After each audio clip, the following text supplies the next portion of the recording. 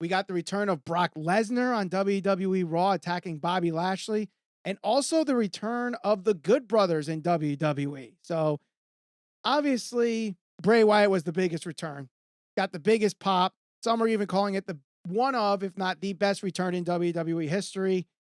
But outside of that one, which return were you more surprised about, more excited for, and thought was better executed between the Good Brothers and Brock Lesnar? Oh, come on. Well, I'll say this much. Good Brothers, are they officially signed, or is this a Forbidden Door type scenario? That I don't know. Because Because that would be very interesting, because Karl Anderson has a very high profile match coming up, does he not? With is it Hingaleo, whatever, Tinkaleo? Hikuleo. So he's defending the NEVER Openweight Championship against Hikuleo November 5th, I believe is the show.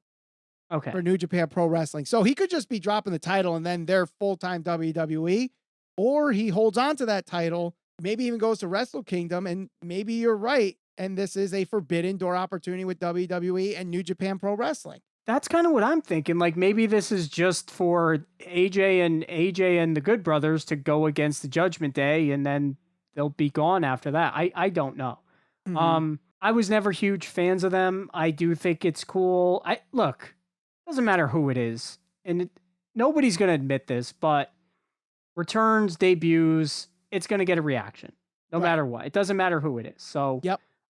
They got a big pop initially, even though they really didn't do a whole lot when they were there in their first run. I know a lot of people are huge fans of them. It was for a cool moment, but honestly, you can't compare them to Brock. Brock is Brock. So having him come out, especially in New York, it's always fun. Do you believe it was Cowboy Brock. Right. Do you believe the report that the reason Brock Lesnar came back was as a make good because Bray Wyatt wasn't going to be on that Raw?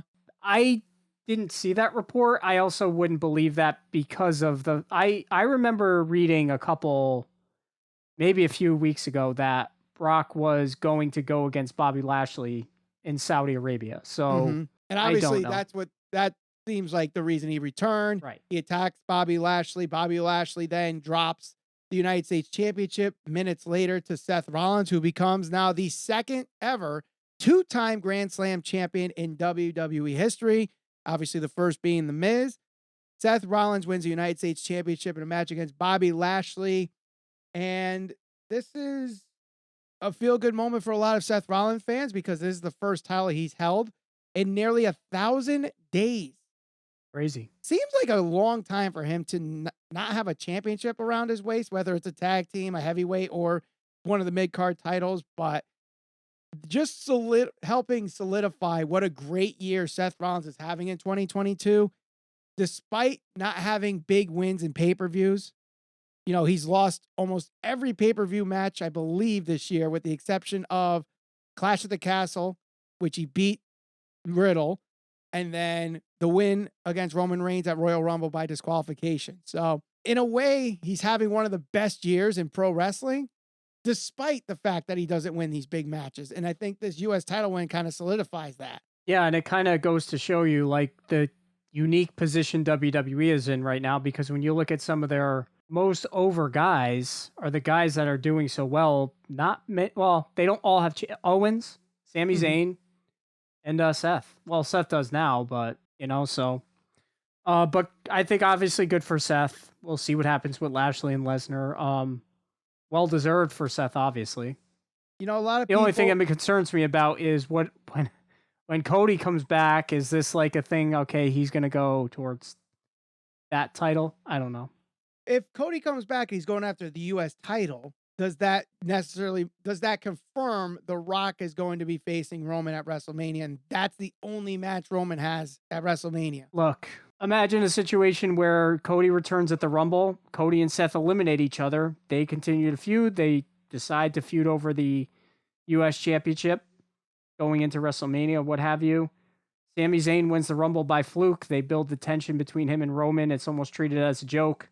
Rock's a special guest referee. Sami beats him. Theory could cash in the next night, but my God, that pop would be massive. I'm more confident that Triple H would do it than I'd ever be that Vince McMahon would do it. I just don't know if Sami Zayn would ever. If that happened, not to make an AEW WWE comparison, but wouldn't that be the same as Orange Cassidy winning the All Atlantic Championship to close out AEW Dynamite, but on a much bigger scale? Come on. You just want me to say something bad about Orange Cassidy. I don't want you to. I'm not going to compare Orange Cassidy and Sami Zayn. What do you want me to compare? Did you see how Raw opened? Did you see the way he was able to command Dynamite that crowd? Closed? I didn't see confetti in Sami Zayn's opening segment. Yeah, I know. I remember when Taka Michinoku won the lightweight title too. There you go. There's your equivalence.